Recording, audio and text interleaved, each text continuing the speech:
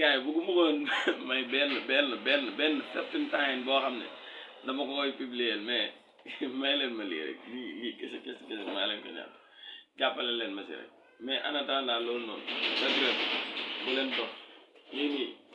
lii ay bultuf la yu neex moo nekk nii ma takk dama koy jaay mais léegi nañu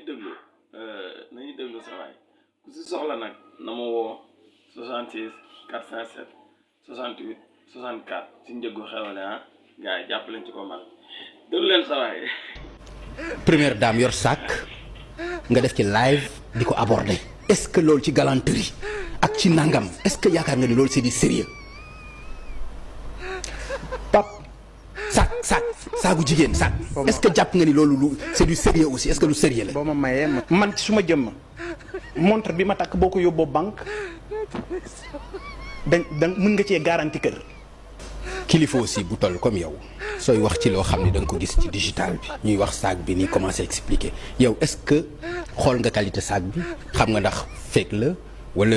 original la xam nga yow xamoo ci dara xamoo sac lu mu saage c'est-à-dire yow nga abordé wu ci sac boobu comme ni nga xam ne noonu la ci neen est-ce que yaakaar nga ni loolu itam sa cër la